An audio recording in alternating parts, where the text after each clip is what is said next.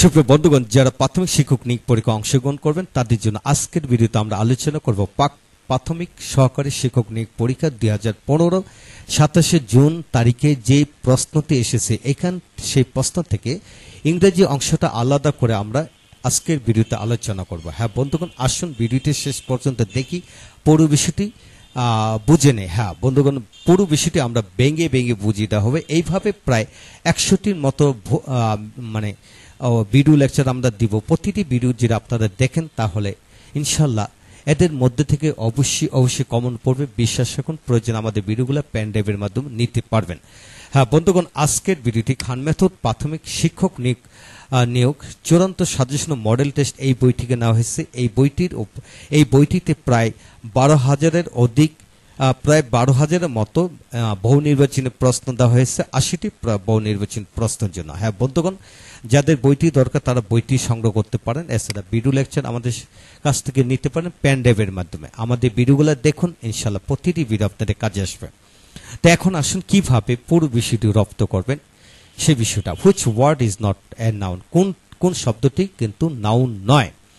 এখানে লক্ষ্য করেন যে আমরা জানি যে সকল শব্দের শেষে TI1 বা SI1 বা ITY বা এইগুলা থাকবে, এরূপ সাফিক্স যুক্ত শব্দ থাকবে, সেগুলোকে আমরা নাউন বুঝে নেব। আর ডিফেম মানহানি করে, এটা একটা নাউন নয়। এখানে বোঝানো হলো কোনটি নাউন, এটা নাউন নয়, অর্থাৎ এটা একটা ভার্ব। তা আপনাকে বিভিন্নভাবে ঘুরিয়ে পেঁচিয়ে প্রশ্ন করতে পারে। এখন সল্ট অফ লাইফ, জীবনের মূল্য বোধ বিষয়টা, মানে এর অর্থ কি দাঁড়ায়? এটা হলো ভ্যালুয়েবল থিংস, মূল্যবান কিছু। অর্থাৎ জীবনের লবণ, মানে এটা বোঝানো হলো একটা মানে এটা একটা ফ্রেজ, এইটা জীবনের গুরুত্বপূর্ণ বিষয়কে বোঝানো হলো। তারপরে হি ওয়াজ টেকেন, তাকে নেওয়া হয়েছিল টু টাস্ক, তাকে তিরস্কার করা হয়েছিল। বন্ধুগণ, টেক টু টাস্ক এটা একটা ফ্রেজ, এটা হলো তিরস্কার করা। তাই এখানে উত্তরটি হবে তাকে তিরস্কার করা হয়েছিল। তো এখানে ওপরে উত্তরগুলি কেন হয় না? এটা বাক্যগুলো গুছানো নয়, বাক্যগুলো কি গুছানো না, সেটা হবে না। এখন আসেন যে চুজ দ্য কারেক্ট সেন্টেন্স, নিচের কোনটি সঠিক উত্তর? লক্ষ্য করেন, he has been living here for 5 years, তিনি এখানে 5 বছর বসবাস করতেছে। তা আমরা জানি যে সকল বাক্যের মধ্যে সিন্স এবং ফর থাকে এবং সময়যুক্ত শব্দ থাকে, উক্ত শব্দযুক্ত বাক্যগুলি পারফেক্ট কন্টিনিউয়াস টেন্স হবে। তো সে তো এখানে হি হ্যাজ বিন লিভিং, সে এখানে 5 বছর বসবাস করতেছে। নিচের বাক্যগুলো হি লিভস, এখানে লিভ বা লিভস এটা হবে না, কারণ হি ইজ লিভিং এটা হবে না, কারণ প্রেজেন্ট কন্টিনিউয়াস টেন্স হবে না। আপনাকে এটাই মনে রাখতে হবে, যে সকল বাক্যের মধ্যে যাবত দূরে হতে থেকে, অর্থাৎ ফর এবং সিন্স শব্দটি থাকবে, উক্ত বাক্যটি পারফেক্ট কন্টিনিউয়াস টেন্স হবে।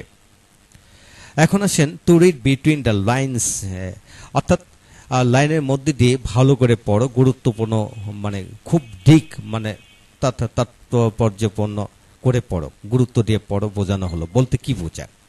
তো গ্রাফস দ্য হিডেন মিনিং, অর্থাৎ কি লুকায়িত অর্থগুলি খোঁজে, মানে খুব ভালো করে রপ্ত করো, এটা বোঝানো হলো। তারপর আসেন হুইচ ইজ অ্যাডজেক্টিভ, এখানে 4টি শব্দের মধ্যে কোনটি অ্যাডজেক্টিভ? স্পেশাল হলো অ্যাডজেক্টিভ, বিশেষ। কিন্তু লাভ মানে হাসি বা হাসা, ক্রাইম অপরাধ, মাইজার কিপন। তো বন্ধুগণ, এই শব্দগুলো হলো নাউন, এটা হলো ভার্ব, এটা হলো অ্যাডজেক্টিভ। তাই আপনাকে এটাই এইভাবে করতে হবে। আপনাকে পরীক্ষা হলে এমন হতে হবে হুইচ ইজ ভার্ব, তখন এটা দিতে হবে। তো এইভাবে পরীক্ষা হলে মানে এটাই আসবে, কিন্তু ঘুরিয়ে দিবে। এখন আসেন choose the correct spelled word, কোনটি সঠিক শব্দ? এখন সোনামি হলো সঠিক শব্দ। সোনামি বানান করতে হলে টি প্রথম নিয়ে আসতে হয়। দ্য বেবিস অলওয়েজ স্মাইলিং, তা শিশুটি সবসময় হাসি খুশি লেগেই থাকে।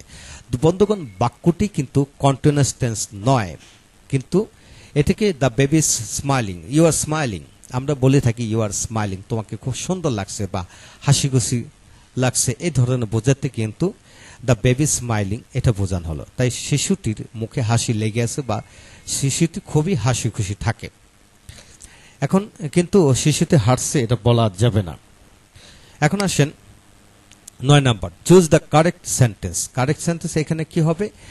He speaks English like the English, এখানে অর্থটি হলো সে ইংরেজি বলে ইংরেজদের মতো, লাইক দ্য ইংলিশ হলো ইংরেজদের মতো। তো বন্ধুগণ এটাই খেয়াল করবেন যে দি বাঙালি বাঙালি জাতি, দি ইন্ডিয়ান ইন্ডিয়া জাতি, অর্থাৎ জাতিবাচক কোনো শব্দের আগে যখন দি বসবে কোনো ভাষাগত শব্দের আগে, তাহলে এটাকে জাতি বোঝালো। শুধু ইংলিশ বলে ইংরেজি বোঝাবে। যদি ইংলিশের আগে যখন আপনি দি বসাবেন তাহলে ইংরেজ জাতি বোঝাবে। তাই এটা সঠিক উত্তর। আর নিচের মানে উপরের তিনটি উত্তর ভুল উত্তর। এই বাক্যটির কোনো মিনিং হয় না। এই বাক্যটি he speaks English like English, এটা মিনিংফুল হয় না। হি স্পিক্স, এই বাক্যটি টোটালি ভুল। এখন আসেন আমরা 10 নম্বর হলো রিফ্লেক্সিভ প্রনাউন কোনটি। তো বন্ধুগণ যে সকল শব্দের সাথে মাইসেল, ইউরসেল, হিমসেল, দেমসেল থাকে সেটা হলো রিফ্লেক্সিভ প্রনাউন বলা হয়, তাই এটা রিফ্লেক্সিভ প্রনাউন। এখন আসেন correct passive form. Passive form কোনটা? যে I have to done it, I have to done it. তো বন্ধুগণ বাক্যটা এমনি ভুল হয়েছে। এখানে I have to do it, আমাকে কাজটি করতে হবে। এখানে ডু হবে, ডান হবে না, ডু হবে। তো it has to be done by me. দেখুন পয়েন্ট হলো অবজেক্টকে সাবজেক্ট করতে হবে। হ্যাভেস থাকলে have to, has to be হবে। দেখেন এটা সেটা হ্যাজ টু বি হবে, ডু এর কি হবে? ডান হবে, done by me, by me. তো বন্ধুগণ উত্তরটি এটা হবে। কিন্তু এখানে কিন্তু ইট ইজ টু বি এই বাক্যটি হবে না, লেট দিয়ে কোনো বাক্য হবে না। ইট has to be done to me এটাও হবে না। তো কারো কর্তৃক যদি কোনো করা হয় তো বাই দিয়ে করতে হবে, সেজন্য এই বাক্যটি সঠিক। এখন আসেন which is the correct sentence. হ্যাঁ বন্ধুগণ, which is the correct sentence হলো নাইদার অফ দ্য রোডস, রোডগুলির কোনোটাই না, leads to the railway station, অর্থাৎ এই রাস্তাগুলি কোনোটাই রেলওয়ে স্টেশনের দিকে যায়নি, এটা বোঝানো হলো। তো বন্ধুগণ এখানে নাইদার অফ দ্য রোডস, রোডগুলি কোনোটাই না, তা পুরো বিষয়টি সিঙ্গুলার ফর্ম, তাই সিঙ্গুলার ফর্মের সাথে ভার্বের সাথে এস বি যোগ করতে হবে। আর এটার মধ্যে কিন্তু এস দেওয়া হলো সেটা ভুল, এবং বাক্যটা গঠন প্রণালী ভুল, এটা কিন্তু ভুল। নাইডার বানান ভুল হলো। এটা হ্যালো যে নাইডার অফ দ্য রোডস, এটা পোরাল নয়, এটা সিঙ্গুলার, এই জন্য কখনো আর হবে না, এবং আর এর পরে লিডিং এটা হবে না। দেখুন আসুন যে নাইডার অফ দ্য রোডস অর্থাৎ রাস্তাগুলি কোনোটাই না, অর্থাৎ কি কোনোটাই না, এখানে নেগেটিভ, তাই leads to the railway station এইভাবে বুঝতে হবে। তারপর পরবর্তী হলো ন্যারেশন। ন্যারেশন একটু লক্ষ্য করেন, he said to me may you be happy, সে আমাকে বললো যে তুমি সুখী হও। তো বন্ধুগণ বাক্যটি হলো অপটেটিভ সেন্টেন্স। অপটেটিভ সেন্টেন্সে সবসময় রিপিটিং ভার্ব উইশড বসে। He wished that I might be happy. I my মানে ইউ মানে কি আমি, ইউ মানে কি অবজেক্টে খেয়াল করতো আমি, পরে মে থেকে কি হবে মাইট, পরে বি হ্যাপি, হ্যাপি এটা হবে। বন্ধুগণ এটি জেনে রাখুন যে ইম্পারেটিভ অপটেটিভ সেন্টেন্সে কখনো সেড বসে না, টোল বসে না, রিপোর্টেড বসে না, এটা আপনাকে খেয়াল করতে হবে। এখন আসুন যে what is the antonym of the hybrid মানে এখানে হাইব্রিড বলতে কি বুঝি? অকুলিন। হাইব্রিড মানে অকুলিন বোঝাতে এখানে হলো এখানে অ্যান্টোনিম হলো বিপরীত শব্দ। অকুলিনের বিপরীত হলো খাঁটি অংশটা, এটাকে পিওর ব্রেড বলতে হবে। তো এখন আসেন যে ক্লাইমেট ইজ কনজিনিয়াল টু একটা বা ফ্রেজাল ভার্ব, এটা কনজিনিয়ালের পর সবসময় টু বসে, টু হেল্প, জলবায়ু স্বাস্থ্যের জন্য উপযোগী।